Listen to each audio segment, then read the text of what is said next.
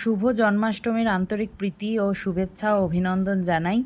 আজকে চলে এসেছি জন্মাষ্টমী উপলক্ষে। আমি অনেক দিন পর ঠাকুর ঘরে, তো আজকে আমি পুজোটা দেব।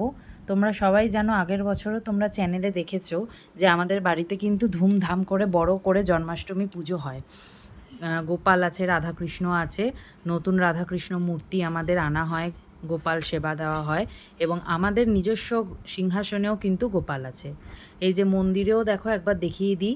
মন্দিরে আমার ছোটো মা সব রাধাকৃষ্ণ পরিষ্কার করবে, বিগ্রহ পরিষ্কার করবে, তার জন্য সব নামিয়েছে সিংহাসন থেকে। এই যে মনসা মন্দির, এই দেখো রাধাকৃষ্ণকে পরিষ্কার করানোর জন্য রাধাকৃষ্ণ বসে আছে। এটা আগের বছরের পোশাক। এখানে লক্ষ্মীনারায়ণ এবং গোপালও আছে। তো চলো এবার আমি আমার ঘরে পুজো দেওয়া শুরু করি। এখানে আমিও আমার ঘরে গোপাল এবং রাধাকৃষ্ণ সবাইকে পরিষ্কার করব, আসন পরিষ্কার করব। ঠাকুরের অঙ্গরাগ, ঠাকুরকে স্নান করানো কিন্তু খুব সময় লাগে। তার জন্য একে একে আমি আস্তে আস্তে এগুলো করব। প্রথমে রাধাকৃষ্ণর আগের পোশাকগুলোকে আমি খুলে নিচ্ছি। এই দেখো, এটা হচ্ছে আমাদের ঘরের রাধা। কত সুন্দর দেখতে, তোমরা দেখতেই পাচ্ছ। এই লাল রঙের এই পোশাকটা পরানো ছিল, এটাকে আমি খুলে নিচ্ছি। তো এই অঙ্গরাগ এবং স্নানযাত্রা আমার কিন্তু খুবই পছন্দের একটা বিষয়। ঠাকুরকে সাজাতেও আমার খুব ভালো লাগে, ঠাকুরকে নতুন পোশাক পরাতেও আমার খুব ভালো লাগে। তো তার জন্য আমি প্রতি বছরই নিজের হাতে করে নিজের পছন্দ মতো গোপালের, শ্রীকৃষ্ণের সমস্ত পোশাক কিনে আনি, সাজার জিনিস কিনে আনি। এবার হচ্ছে আমি রাধাকৃষ্ণকে পরিষ্কার করাবো। তার জন্য আমি এই ব্রাশ পাউডারটা, পীতাম্বরী যে পাউডারটা, সেটা আমি একটুখানি নিয়ে নিলাম। দেখো, লিকুইডটা আমি ঢেলে নিলাম।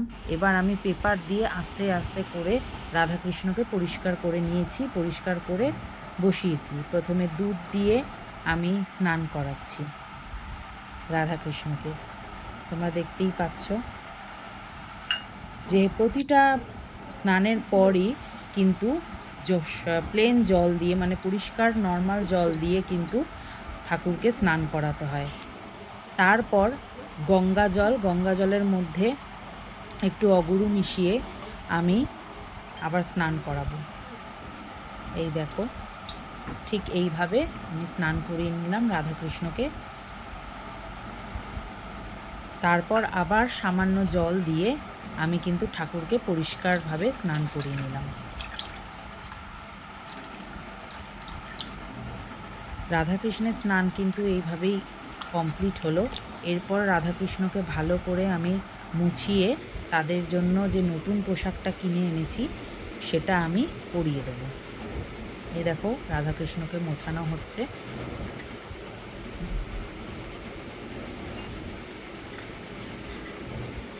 তো খুবই সুন্দর লাগে আমার এই জন্মাষ্টমীর দিনটা। আজকে খুবই স্পেশাল। এই দিনটায় কিন্তু আমরা অনেক রকম অনেকভাবে চেষ্টা করি, প্রতিটা ঘরেই যার যেমন সামর্থ্য অনুযায়ী চেষ্টা করে যে কিছু নিবেদন করা গোপালকে, কৃষ্ণকে। তো এই ড্রেসগুলো আমি রাধাকৃষ্ণের জন্য এনেছিলাম আমাদের বর্ধমানেরই কার্জন গেট বাজার থেকে। তো রাধাকৃষ্ণের সাজ কিন্তু কমপ্লিট। কেমন হয়েছে কিন্তু অবশ্যই বলবে। এরপর আমি গোপালকে স্নান করাচ্ছি। প্রথমে গোপালকে দুধ দিয়ে, তার মধ্যে একটু গাঁদা ফুল দিয়ে, এটা জাস্ট সাজানোর জন্য। তো দুধ দিয়ে প্রথমে ভালো করে স্নান করিয়ে নিলাম। তারপর কিন্তু সামান্য প্লেন জল দিয়ে, নর্মাল জল দিয়ে গোপু সোনাকে স্নান করিয়ে নেব।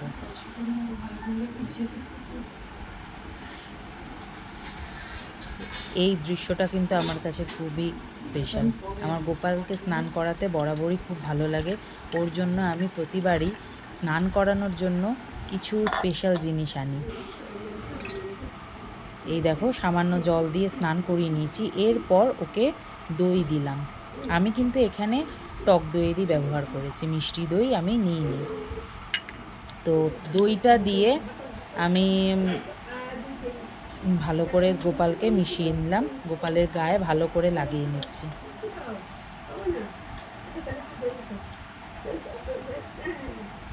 দেখো, ভালো করে টক দই দিয়ে গোপালকে আমি পরিষ্কার করছি। টক দইয়ে একটু অ্যাসিডও তো থাকে, আর যেহেতু মূর্তিটা মানে বিগ্রহটা পিতলের, তাহলে একটু পরিষ্কারও হয়ে যায়। তারপর আবার প্লেন জল দিয়ে আমি স্নান করিয়ে নিলাম।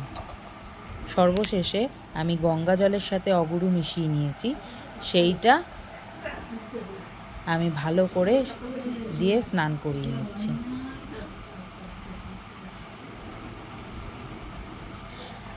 তারপরও আবার সামান্য প্লেন জল দিয়ে ভালো করে স্নান করিয়ে নিচ্ছি। এইভাবেই কিন্তু আমার গোপু সোনার স্নান যাত্রা কমপ্লিট হলো। এরপর গোপালের জন্য এই নতুন পোশাকটা নিয়ে এসেছিলাম। ওর জন্য আরও কী কী কিনেছি সেটাও তোমাদের দেখাচ্ছি। ওর জন্য ছোট্ট একটা মুকুট এনেছিলাম, কতগুলো পালক এনেছিলাম ময়ূরের, এই যে, আর একটা কিন্তু মালা এনেছিলাম।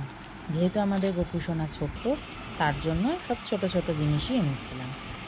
সর্বশেষ গোপু সোনাকে ভোগ লাগিয়ে 5 রকমের মিষ্টি, মাখন, মিশ্রি, নকুলদানা, চকলেট সব কিছু লাগিয়ে আমি কিন্তু গোপু সোনাকে সুন্দরভাবে সাজিয়ে সিংহাসনে বসিয়ে ফুলের মালা গলায় পরিয়ে আমি কিন্তু ওকে খেতে দিয়েছি।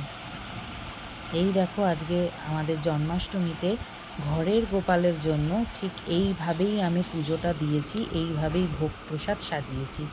কেমন হয়েছে অবশ্যই কিন্তু কমেন্ট বক্সে বলবে। আমাদের গোপু সোনাকে দেখতে কেমন লাগছে অবশ্যই কিন্তু তোমরা জানিও। আর তার সাথে সাথে আমাদের রাধাকৃষ্ণকেও কেমন লাগছে সেটা কিন্তু জানিও। রাধাকৃষ্ণের ড্রেসটা কিন্তু আমার খুবই পছন্দের, এটা কিন্তু অবশ্যই আমি কম্বিনেশন করেই এনেছি। তো যাই হোক, এইভাবেই আমি পুজো দিয়ে দিলাম, সবার পায়ে আমি ফুল দিয়ে দিলাম। এইভাবেই আমি আস্তে আস্তে আমার ঘরের পুজোটাও দিয়ে দিলাম সাথে। এটা আমাদের গুরুদেব। ধূপ দ্বীপ জ্বালিয়ে, প্রদীপ জ্বালিয়ে, ঘণ্টা বাজিয়ে, শঙ্খ বাজিয়ে, কাসর বাজিয়ে আমি কিন্তু জন্মাষ্টমীর পুজোটা এইভাবেই সমাপ্ত করলাম। তো আজকের মতন ব্লগটা এখানেই। শুভ দুপুর বন্ধুরা, টাটা।